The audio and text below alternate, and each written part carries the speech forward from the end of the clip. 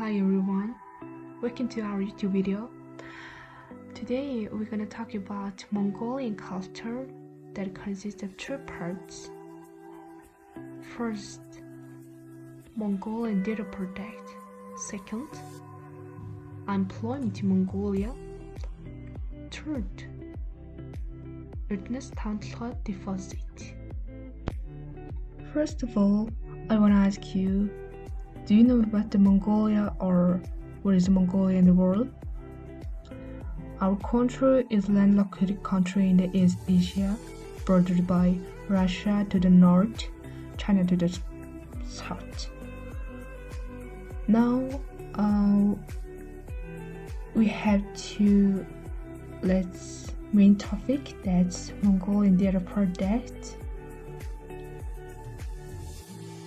We will talk about data products and have to make cards that are adult and fermented milk that's added, and everyone knows that milk has many benefits. For example, drinking a cup of the milk a day can a person's daily calcium needs. Milk can be used to make many products. Milk, the main raw materials for dairy products, is divided two types. The first is the milk of the livestock, which includes cows, mare, sheep, camel, goat milk. They have their own characteristics. The milk is widely used and is the most liquid milk of all. It can be used to make yogurt, curds, dried curds, and cheese. But mare's milk isn't used to make dairy products, but only fermented milk. The second includes milk from other sources, such as yak and reindeer milk. Wow, that sounds interesting. Talking about milk reminds me about the arroz, which is Mongolian, one of the traditional dairy products, and it is familiar to dried curdled milk. Since the beginning of the Great Mongolian Empire, we have been consuming dairy products in our daily life. Nowadays, dairy processing technology is more and more sophisticated due to the fact that dairy products represent good dietary sources of high calcium and nutrient contents, high absorptive rate, and availability, low cost, which makes the regular consumption of dairy products feasible. They provide more calcium, protein, magnesium, and zinc per calorie than any other typical food found in the adult diet. Herders prepare huge amounts of milk products in summer and autumn to consume next season. Also, there are tons of different arrows such as cow, goat, camel, and horse, sheep from all other countryside of the Mongolia. They are hard and soft, sour and sweet. Also, there are so many shapes like round with traditional pattern, beer, triangle, tube, thick and thin, beige and pink, and some of them can be mixed with wild berries to be colored. One of the famous arroz dried curdle is grabbed arroz, and it is molded in the palm of the hand. Isn't it interesting? And another interesting thing that use of arroz is so incredible. It is really nice to put it in a hot water and tea until it dissolves. Of course, we can chew them when it's hard. Also, it's one of the soup ingredients and it is a great snack as well. Arroz is allowed not only in the countryside, but also it is possible to buy almost every local markets in Mongolia.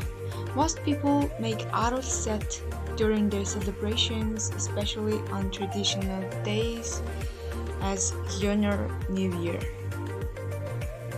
So amazing, Marshall. I do crave them. I like egg very much because fermented milk contains many vitamins that our body needs. Really wonderful contains 11 beneficial lactic acid bacteria. Egg is like food. My grandparents used to say that when you drink 1 liter of egg a day, you don't go hungry. Isn't that awesome? How to make egg? The process of making fermented milk is complicated. It takes a lot of work. Bring your horse first.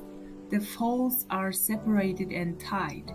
Milk at least 4 times a day. The mare's nipples are soft and easy to milk.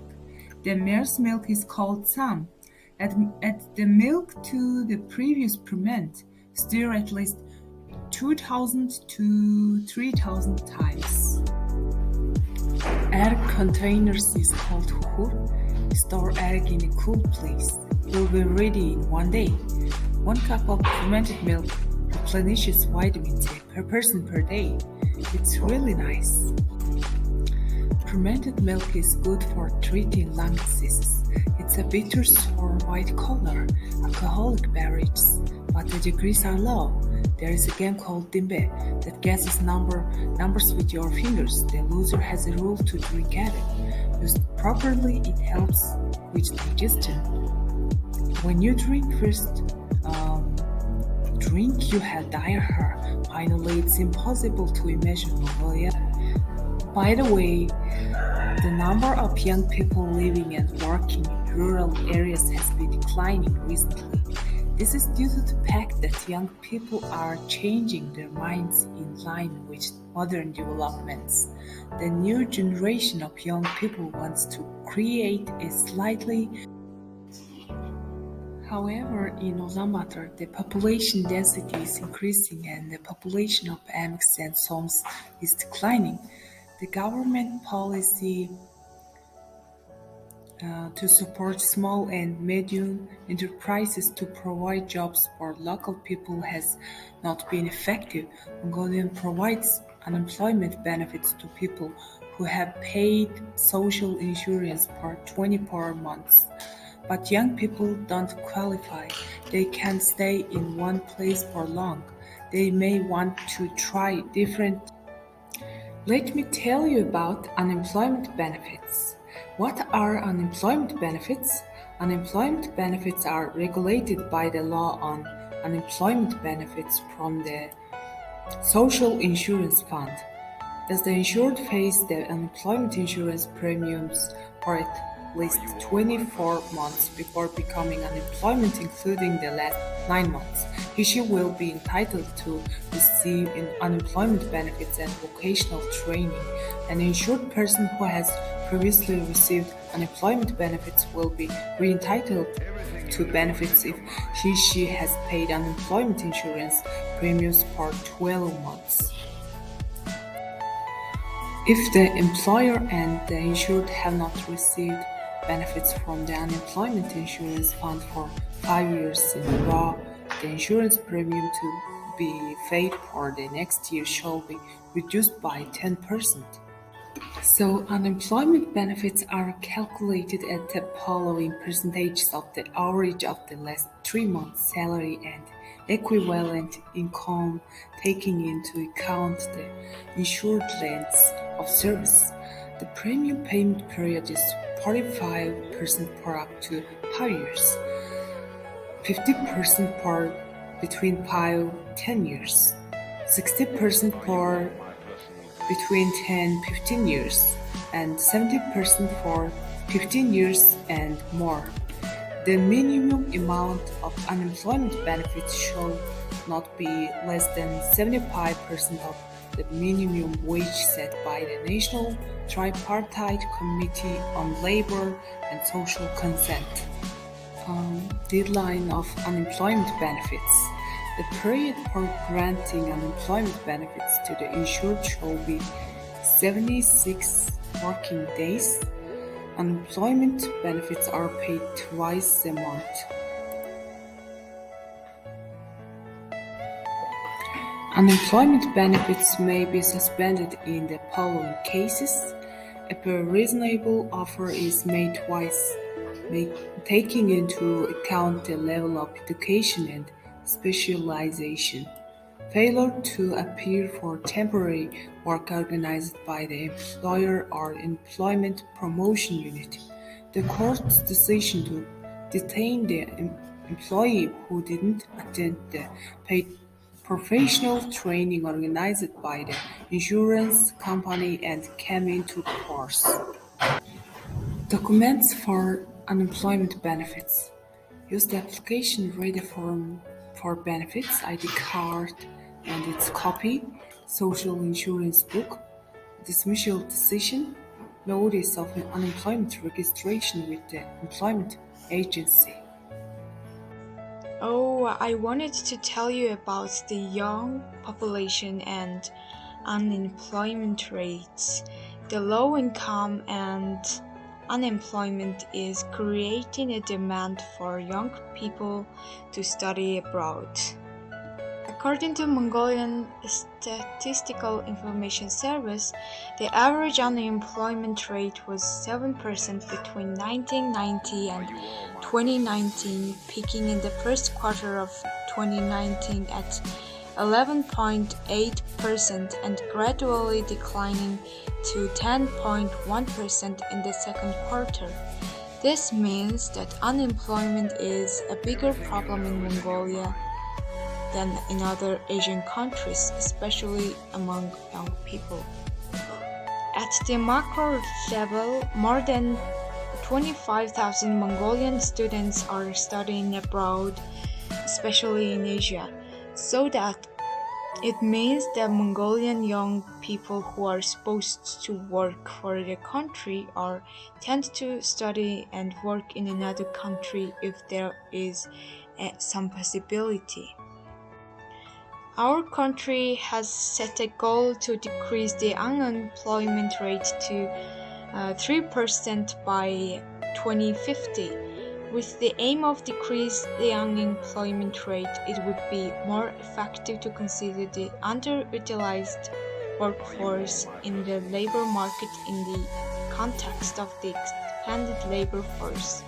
In other words, it is important to consider not only the unemployment but also in a broad range of underutilized workforce. The youth unemployment rate provides only partial information on the labor market situation for young people. These statistics neither reveal many of the problems young people experience nor inform policy makers on the situation, which requires tailor-made inventions to resolve. But you were saying about students who are willing to study abroad, and I think that's a better solution for everyone in Mongolia. Some of the governors explained that 40% of Mongolian university graduates were employed in April 2018. It means many of us might not enter a job after graduation. Unemployment is a source of frustration for the following reasons. First reason is 59% of the total population is young and 25% of them are children under 14 years old. The second reason is the majority of employed Mongolians work in low productivity risk sectors.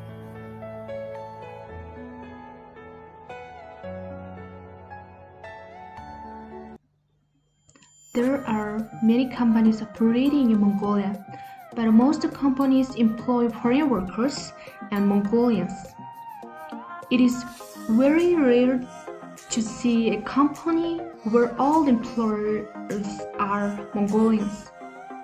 Therefore, in this video we will emphasize the discount толгой and MGL group. I heard that this company has a total of 946 employees, 100% whom are Mongolians. It is true? Or how much do you know about it? Tantalua is one of the world's largest antiquated coking and thermal coal deposits. Is located in the Ongol province in southern Mongolia.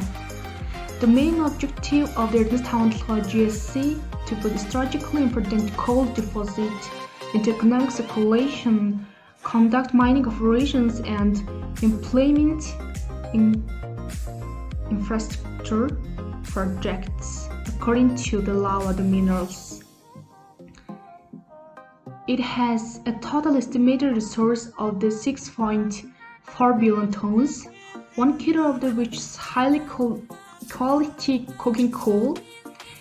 It is divided into 6 sections: Цанх, Ухаахмутаг, Бор Толгой, Бортыг, Southwest, Eastern Coalfields.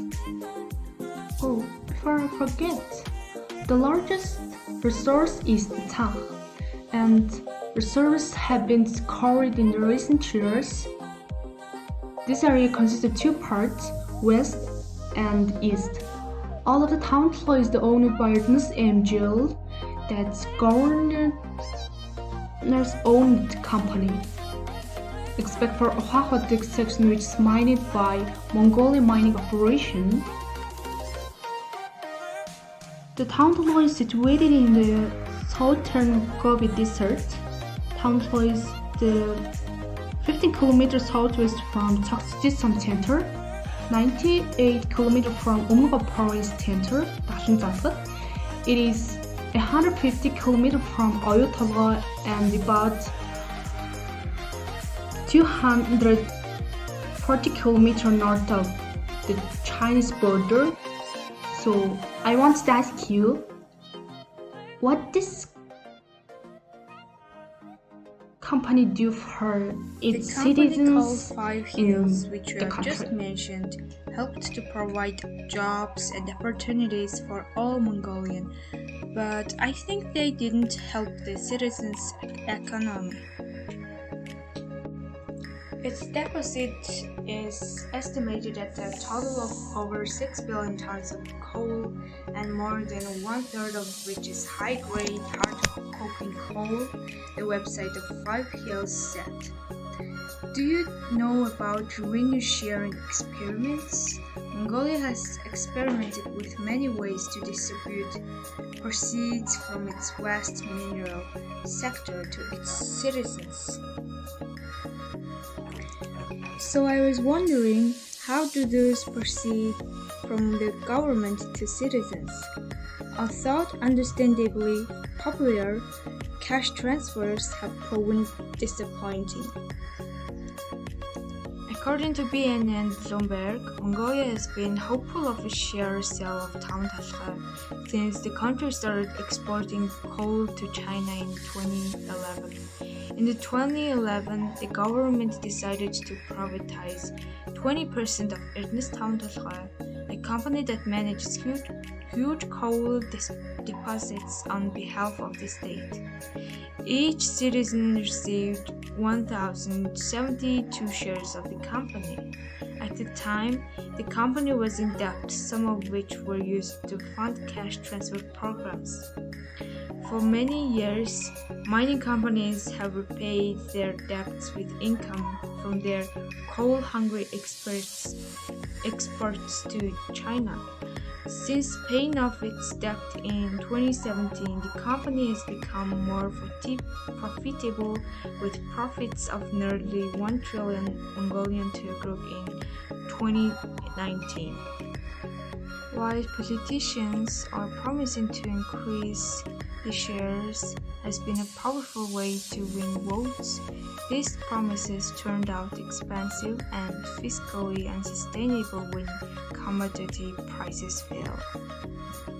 Therefore, politicians attempt to restrain themselves by explicitly prohibiting the inclusion of agendas to allocate guilds, shares, or their equivalents to citizens from mining, oil, mineral, or other sector revenues in any election platform in the election law of 2019.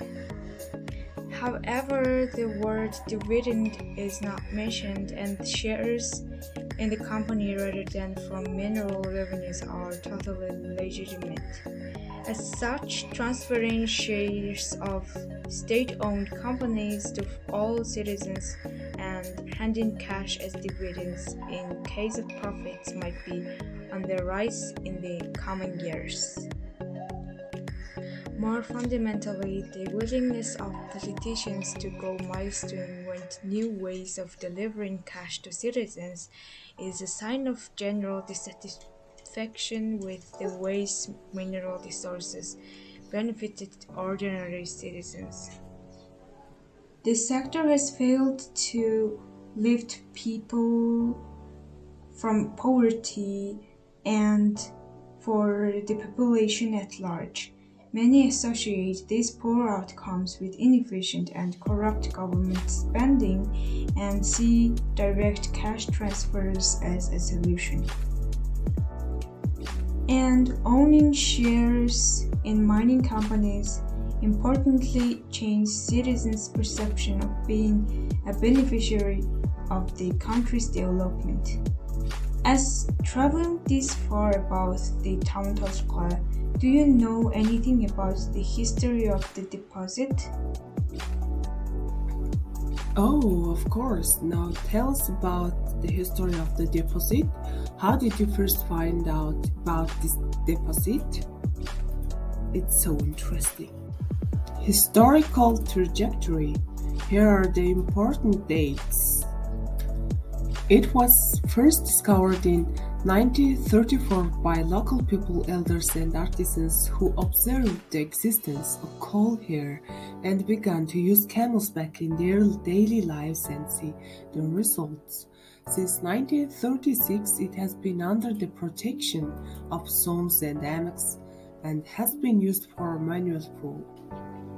At the end of 1939 and 1940, Township coal was transferred to the Tokchiti Zone Industrial and Cooperative Arctic by hand and sold to the AMEC Center. On April 18, 1966, the 124th resolution of the Council of Ministers of the People's Republic of Mongolia decided to nationalize the deposit and transfer it to the Ministry of Industry for industrial use was organized and for the first time produced 300 tons of coal and accepted the state plan. On April 25, 1967, by order number 64 of the Ministry of Industry, it was established as an independent mine administration on May 1st. 1967, based on resolution number 30 of the Council of the Ministers. It started with a total of 50 employees. As Hukunjo was appointed as the first chairman. In its first year, it produced 4,300 tons of coal and planned to remove 1,500 cubic meters of soil, fulfilling it by 107.2, 133.3%. 1990, EO 5111 excavators, motor graders, T170 and T130 bulldozers were used to upgrade mining equipment, and the fleet was upgraded with service vehicles and expanded into a large local mine with a capacity of 120,000 tons of coal per year. From 1990 to 1991, it supplied coal to the Butur cement and lime plant and the third power plant in Ulaanbaatar. Since the signing of the coal export agreement with China in 2004, coal sales have increased dramatically, with a total of 2.8 million tons of coal mined and 2.9 million cubic meters of soil removed. On August 29, 2007, Tantra GSC exported 1 million tons of coal for the first time in its history, which is a clear record in its 40 years history. Thank you.